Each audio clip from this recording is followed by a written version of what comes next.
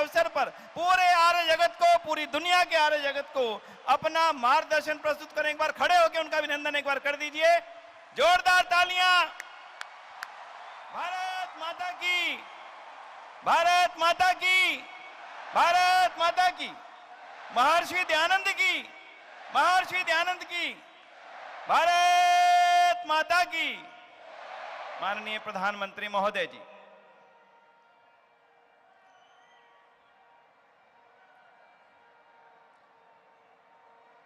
कार्यक्रम में उपस्थित गुजरात के राज्यपाल श्रीमान आचार्य देवव्रत जी, सर्वदेशिक आर्य प्रतिनिधि सभा के अध्यक्ष श्री सुरेश चंद्र आर्य जी, दिल्ली आर्य प्रतिनिधि सभा के अध्यक्ष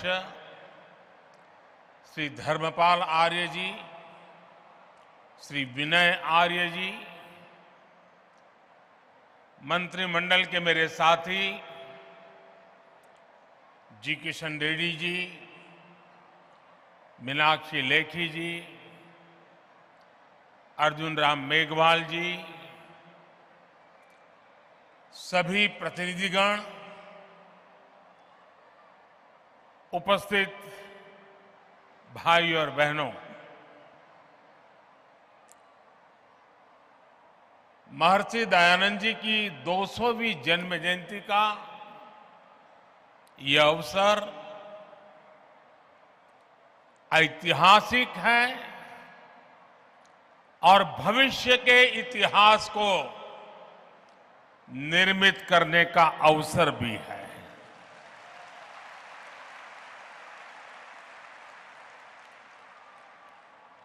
ये पूरे विश्व के लिए, मानवता के भविष्य के लिए प्रेरणा का पल है। स्वामी दयानंद जी और उनका आदर्श था कृण्वन्तो विश्वमार्यम,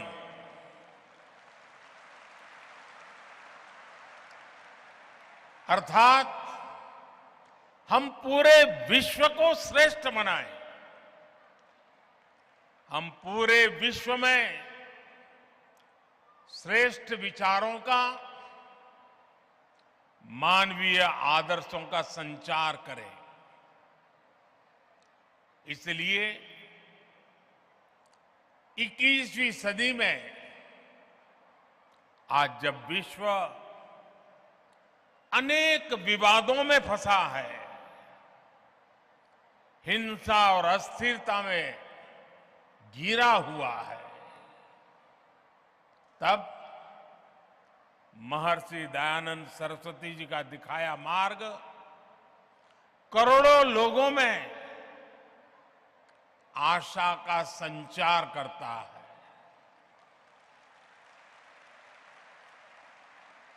ऐसे महत्वपूर्ण दौर में आर्य समाज की तरफ से महर्षि दयानंद जी की 200वीं जन्म जयंती का ये पावन कार्यक्रम 2 साल चलने वाला है और मुझे खुशी है कि भारत सरकार ने भी इस महोत्सव को मनाने का निर्णय किया है।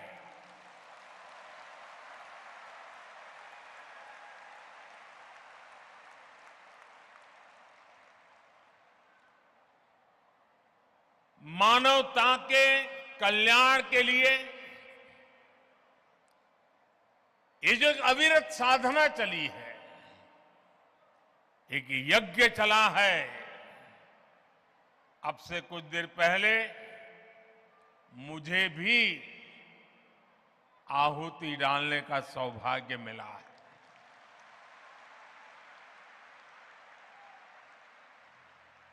अभी आचार्य जी बता रहे थे, ये मेरा सौभाग्य है कि जिस पवित्र धरती पर महर्षि दयानंद सरस्वती जी ने जन्म लिया, उस धरती पर मुझे भी जन्म लेने का सौभाग्य मिला।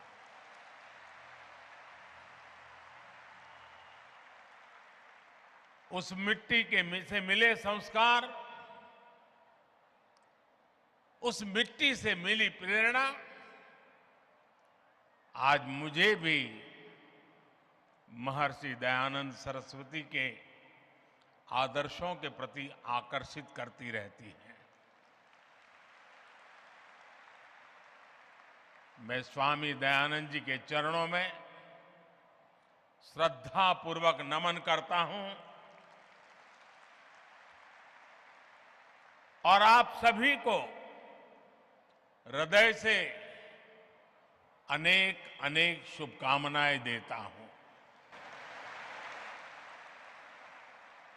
साथियों, जब महर्षि दयानंद जी का जन्म हुआ था तब देश सदियों की गुलामी से कमजोर पड़कर अपनी आभा, अपना तेज, अपना आत्मविश्वास सब कुछ खोता चला जा रहा था।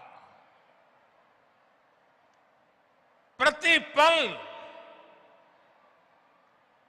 हमारे संस्कारों को, हमारे आदर्शों को, हमारे मूल्यों को चूर चूर करने की लाखों कोशिशें होती रहती थी। जब किसी समाज में गुलामी की हीन भावना घर कर जाती है तो आध्यात्म और आस्था की जगह आडंबर आना स्वाभाविक हो जाता है। मनुष्य के भी जीवन में देखते हैं, जो आत्मविश्वास हीन होता है वो आडंबर के भरोसे जीने की कोशिश करता है। ऐसी परिस्थिति में महर्षि दयानंद जी ने आगे आकर वेदों के बोध को समाज जीवन में पुनर्जीवित किया। उन्होंने समाज को दिशा दी, अपने तर्कों से यह सिद्ध किया और उन्होंने बार बार बताया कि खामी भारत के धर्म और परंपराओं में नहीं है, खामी है कि हम उनके वास्तविक स्वरूप को भूल गए हैं और विकृतियों से भर गए हैं। आप कल्पना करिए, एक ऐसे समय में जब हमारे ही वेदों के विदेशी भाष्यों को, विदेशी नैरेटिव को गढ़ने की कोशिश की जा रही थी, उन नकली व्याख्याओं के आधार पर हमें नीचा दिखाने की, हमारे इतिहास को, परंपरा को भ्रष्ट करने के अनेक विध प्रयास चलते थे। तब महर्षि दयानंद जी के ये प्रयास एक बहुत बड़ी संजीवनी के रूप में, एक जड़ी बूटी के रूप में समाज में एक नई प्राण शक्ति बन करके आ गए।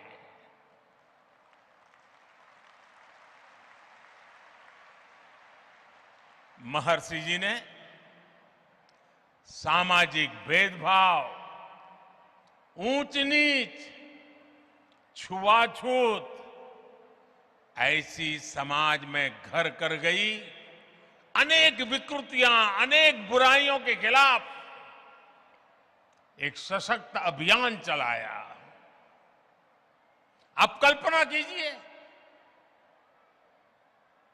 आज भी समाज की किसी बुराई की तरफ कुछ कहना है, अगर मैं भी कभी कहता हूं कि भाई कर्तव्य पथ पर चलना ही होगा, तो कुछ लोग मुझे डांटते हैं कि आप कर्तव्य की बात करते हो, अधिकार की बात नहीं करते हो। अगर 21वीं सदी में मेरा ये हाल है, तो 150 पौने 200 साल पहले महर्षि जी को समाज को रास्ता दिखाने में कितनी दिक्कतें आई होगी।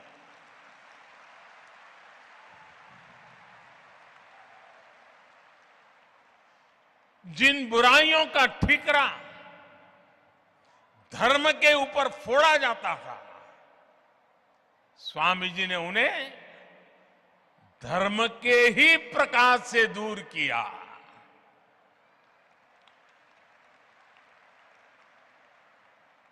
और महात्मा गांधी जी ने एक बहुत बड़ी बात बताई थी और बड़े गर्व के साथ बताई थी। महात्मा गांधी जी ने कहा था कि हमारे समाज को स्वामी दयानंद जी की बहुत सारी देन है, लेकिन उनमें अस्पृश्यता के विरुद्ध घोषणा सबसे बड़ी देन है। महिलाओं को लेकर भी समाज में जो रूढ़ियां पनप गई थी, महर्षि दयानंद जी उनके खिलाफ भी एक तार्किक और प्रभावी आवाज बनकर के उभरे। महर्षि जी ने महिलाओं के खिलाफ भेदभाव का खंडन किया, महिला शिक्षा का अभियान शुरू किया, और ये बातें 150 पौने 200 साल पहले की है। आज भी कई समाज ऐसे हैं जहां बेटियों को शिक्षा और सम्मान से वंचित रहने के लिए मजबूर करते हैं। स्वामी दयानंद जी ने ये बिगुल तब फूंका था जब पश्चिमी देशों में भी महिलाओं के लिए समान अधिकार दूर की बात थी। भाई और बहनों, उस कालखंड में स्वामी दयानंद सरस्वती जी का पदार्पण पूरे युग की चुनौतियों के सामने उनका उठ करके खड़े हो जाना यह असामान्य था। किसी भी रूप में वो सामान्य नहीं था। इसलिए राष्ट्र की यात्रा में उनकी जीवंत उपस्थिति, आर्य समाज के 150 साल होते हो, महर्षि जी के 200 साल होते हो, और इतना बड़ा जनसागर सिर्फ यहां नहीं, दुनिया भर में आज इस समारोह में जुड़ा हुआ है। इससे बड़ा जीवन की ऊंचाई क्या हो सकती है?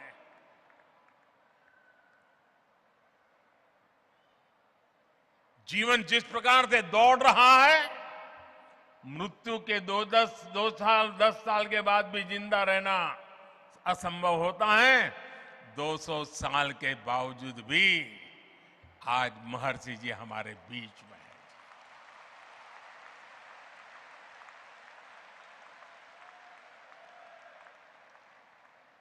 और इसीलिए आज जब भारत आजादी का अमृत काल मना रहा है, तो महर्षि दयानंद जी की 200वीं जन्म जयंती एक पुण्य प्रेरणा लेकर आई है। महर्षि जी ने जो मंत्र तब दिए थे, समाज के लिए जो सपने देखे थे, देश आज उन पर पूरे विश्वास के साथ आगे बढ़ रहा है। स्वामी जी ने तब आह्वान किया था, वेदों की ओर लौटे।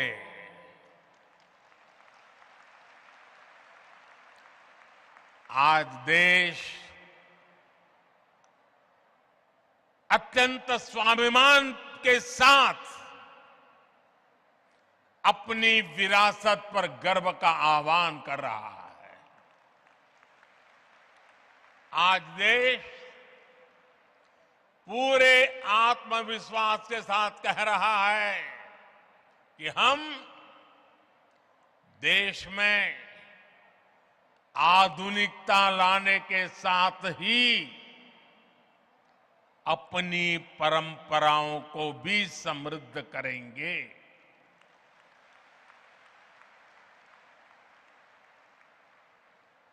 विरासत भी, विकास भी, इसी पटरी पर देश नई ऊंचाइयों के लिए दौड़ पड़ा है।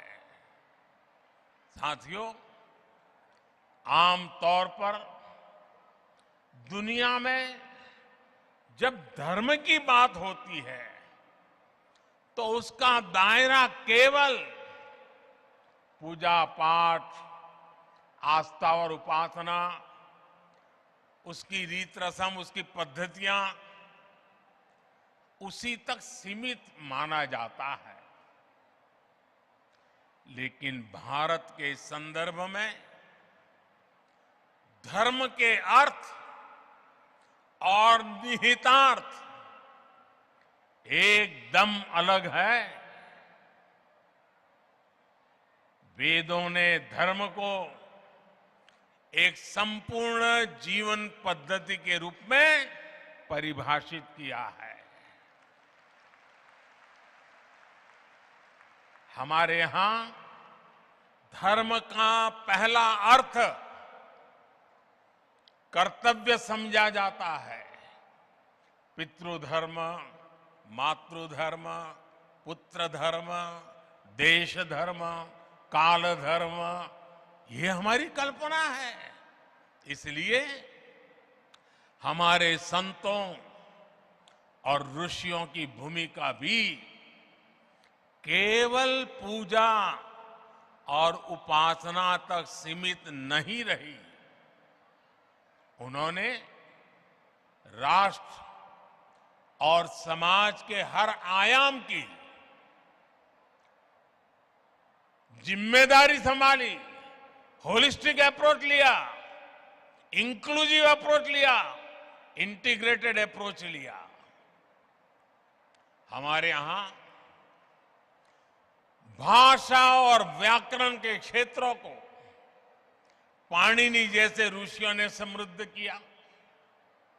योग के क्षेत्र को पतंजलि जैसे महर्षियों ने विस्तार दिया।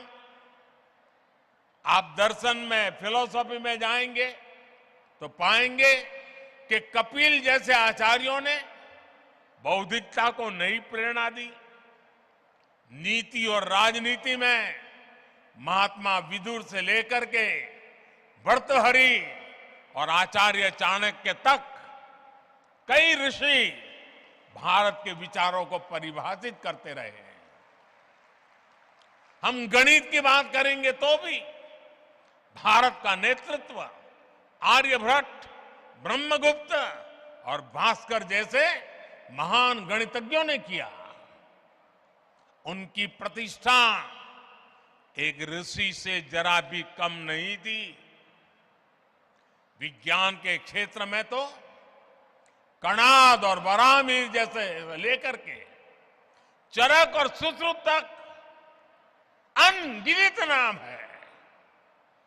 जब स्वामी दयानंद जी को देखते हैं तो हमें पता चलता है कि उस प्राचीन परंपरा को पुनर्जीवित करने में उनकी कितनी बड़ी भूमिका रही है और उनके भीतर आत्मविश्वास कितना गजब का होगा।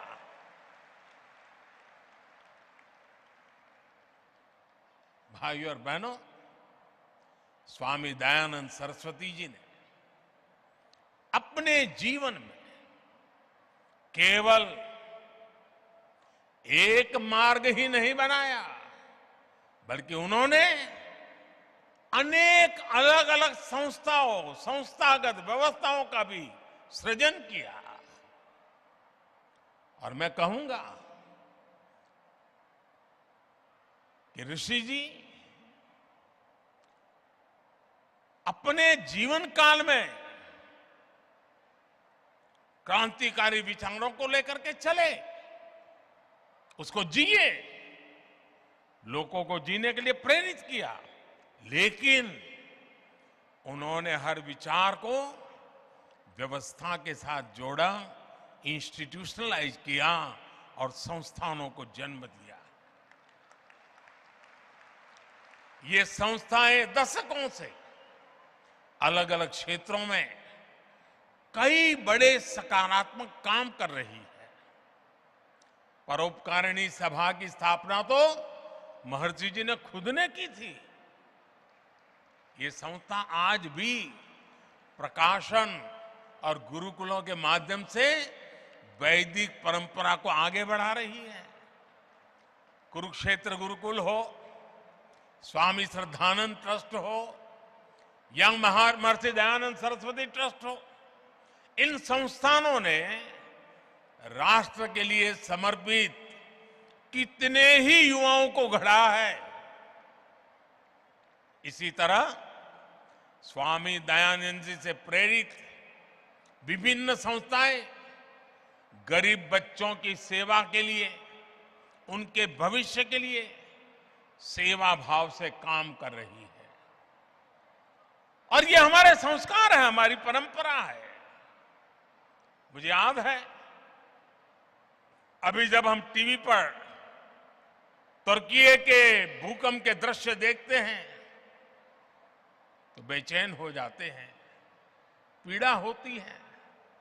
मुझे याद है 2001 में जब गुजरात में भूकंप आया, पिछली शताब्दी का भयंकर भूकंप था, उस समय जीवन प्रभा ट्रस्ट के सामाजिक कार्य और राहत बचाव में उसकी भूमिका वो तो मैंने खुद ने देखा है। सब महर्षि जी की प्रेरणा से काम करते थे। जो बीज स्वामी जी ने रोपा था वो आज विशाल वट वृक्ष के रूप में आज पूरी मानवता को छाया दे रहा है। साथियों, आजादी के अमृत काल में आज देश उन सुधारों का साक्षी बन रहा है जो स्वामी दयानंद जी की भी प्राथमिकताओं में था।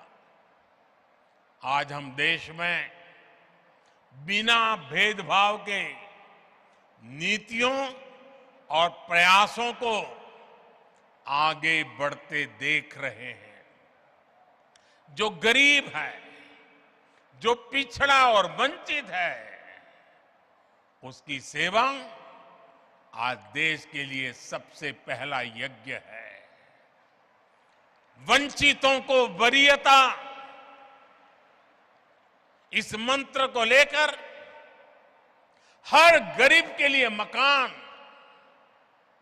उसका सम्मान, हर व्यक्ति के लिए चिकित्सा, बेहतर आज देश की बेटियां बिना किसी पाबंदी के रक्षा सुरक्षा से लेकर स्टार्टअप तक हर भूमिका में राष्ट्र निर्माण को गति दे रही है।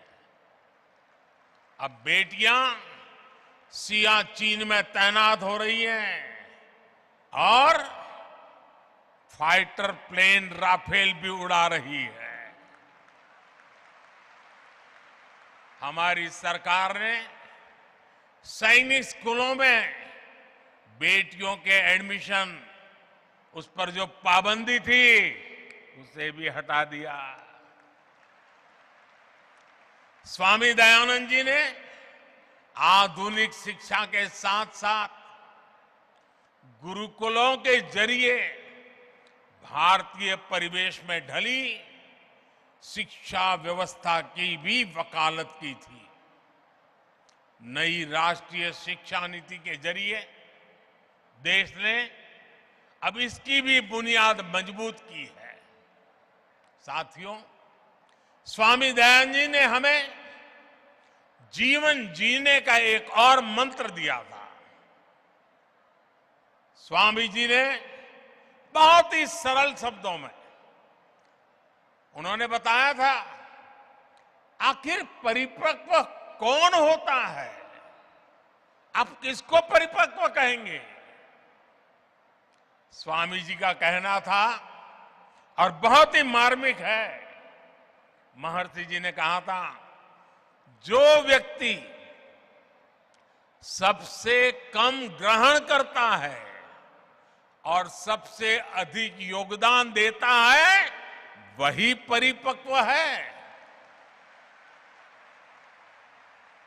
आप कल्पना कर सकते हैं कितनी सरलता से उन्होंने कितनी गंभीर बात कह दी थी। उनका ये जीवन मंत्र आज कितनी ही चुनौतियों का समाधान देता है। अब जैसे इसे पर्यावरण के संदर्भ में भी देखा जा सकता है। उस सदी में जब ग्लोबल वार्मिंग, क्लाइमेट चेंज ऐसे शब्दों जन्म भी नहीं लिया था, उन शब्दों के लिए कोई सोच भी नहीं सकता था, उनके भीतर महर्षि जी के मन में ये बोध कहां से आया? इसका उत्तर है हमारे वेद, हमारी ऋचाएं। सबसे पुरातन माने जाने वाले वेदों में कितने ही सूक्त प्रकृति और पर्यावरण को समर्पित है। स्वामी जी ने वेदों के उस ज्ञान को गहराई से समझा था। उनके सार्वभौमिक संदेशों को उन्होंने अपने कालखंड में विस्तार दिया था। महर्षि जी वेदों के शिष्य थे और ज्ञान मार्ग के संत थे। इसलिए उनका बोध अपने समय से बहुत आगे का था।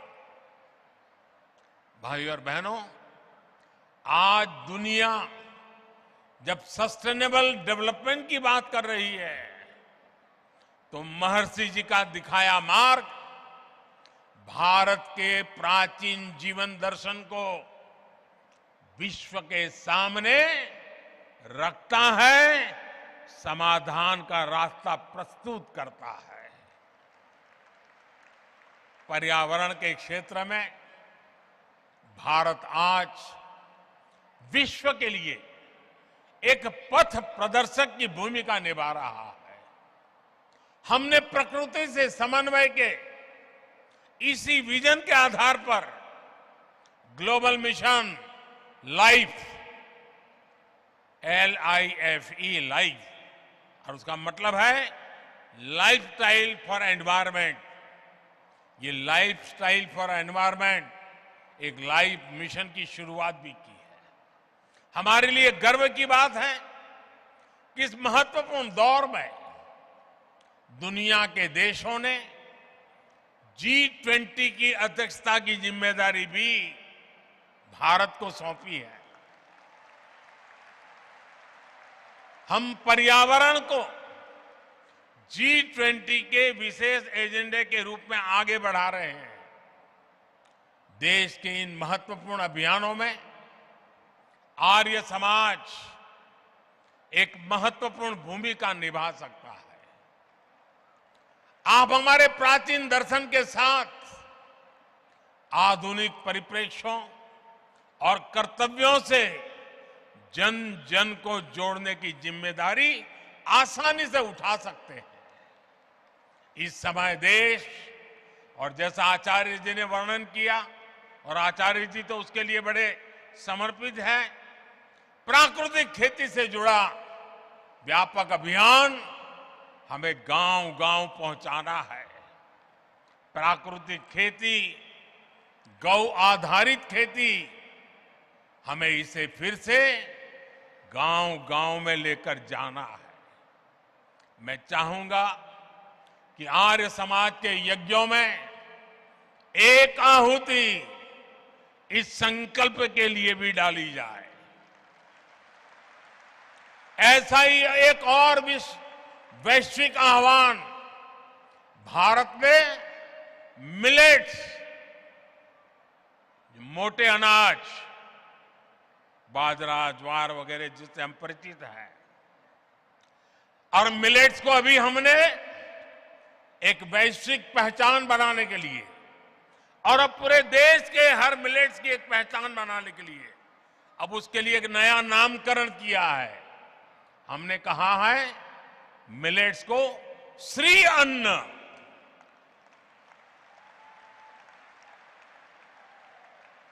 इस वर्ष संयुक्त राष्ट्र इंटरनेशनल मिलेट ईयर मना रहा है और हम तो जानते हैं, हम तो यज्ञ संस्कृति के लोग हैं और हम यज्ञों में आहुति में जो सर्वश्रेष्ठ है उसी को देते हैं। हमारे यहां यज्ञों में जौ जैसे मोटे अनाज या श्री अन्न की अहम भूमिका होती है, क्योंकि हम यज्ञ में वो इस्तेमाल करते हैं जो हमारे लिए सर्वश्रेष्ठ होता है। इसलिए यज्ञ के साथ साथ सभी मोटे अनाज, श्री अन्न देशवासियों के जीवन और आहार को, उसे वो जीवन में ज्यादा से ज्यादा जोड़े, अपने नित्य आहार में वो हिस्सा बने। इसके लिए हमें नई पीढ़ी को भी जागरूक करना चाहिए और आप इस काम को आसानी से कर सकते हैं। भाई और बहनों, स्वामी दयानंद जी के व्यक्तित्व से भी हमें बहुत कुछ सीखने को मिलता है। उन्होंने कितने ही स्वतंत्रता सेनानियों के भीतर राष्ट्र प्रेम की लौ जलाई थी। कहते हैं एक अंग्रेज अफसर उनसे मिलने आया और उनसे कहा कि भारत में अंग्रेजी राज के सदैव बने रहने की प्रार्थना करें। स्वामी जी का निर्भीक जवाब था, आंख में आंख मिलाकर के अंग्रेज अफसर को कह दिया था, स्वाधीनता मेरी आत्मा और भारतवर्ष की आवाज है, यही मुझे प्रिय है। मैं विदेशी साम्राज्य के लिए कभी प्रार्थना नहीं कर सकता।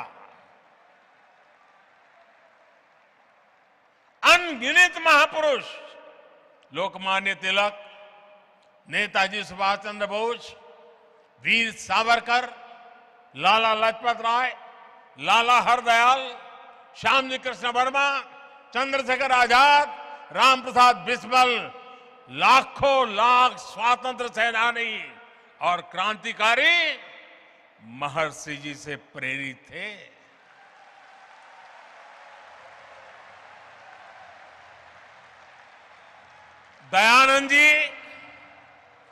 दयानंद एंग्लो वैदिक विद्यालय शुरू करने वाले महात्मा हंसराज जी हो, गुरुकुल कांगड़ी की स्थापना करने वाले स्वामी श्रद्धानंद जी हो, भाई परमानंद जी हो, स्वामी सहजानंद सरस्वती हो, ऐसे कितने ही देवतुल्य व्यक्तित्वों ने स्वामी दयानंद सरस्वती जी से ही प्रेरणा पाई।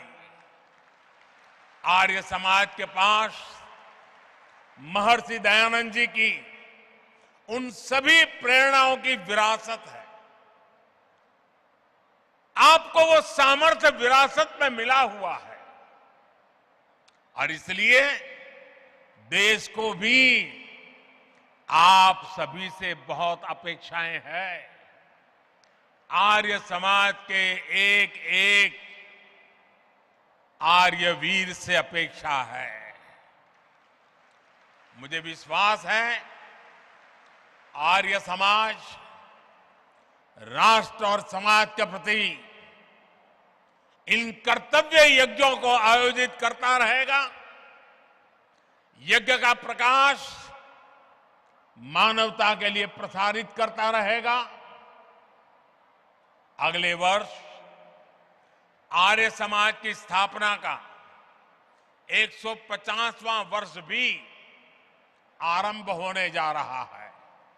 ये दोनों अवसर महत्वपूर्ण अवसर है। और अभी आचार्य जी ने स्वामी श्रद्धानंद जी के मृत्यु तिथि के 100 साल यानी एक प्रकार से त्रिवेणी की बात हो गई। महर्षि दयानंद जी स्वयं ज्ञान की ज्योति थे। हम सब भी इस ज्ञान की ज्योति बने। जिन आदर्श और मूल्य के लिए वो जिए, जिन आदर्श और मूल्यों के लिए उन्होंने जीवन खपाया और जहर पी करके हमारे लिए अमृत दे करके गए हैं। आने वाले अमृत काल में वो अमृत हमें मां भारती के और कोटि कोटि देशवासियों के कल्याण के लिए निरंतर प्रेरणा दे, शक्ति दे, सामर्थ्य दे। मैं आज आर्य प्रतिनिधि सभा के सभी महानुभावों का भी अभिनंदन करता हूं। जिस प्रकार से आज के कार्यक्रम को प्लान किया गया, मुझे आकर के जो भी 10-15 मिनट उन सब चीजों को देखने का मौका मिला, मैं मानता हूं कि प्लानिंग, मैनेजमेंट, एग्जीक्यूशन हर प्रकार से उत्तम आयोजन के लिए आप सब अभिनंदन के अधिकारी हैं। बहुत बहुत शुभकामनाएं, बहुत बहुत धन्यवाद।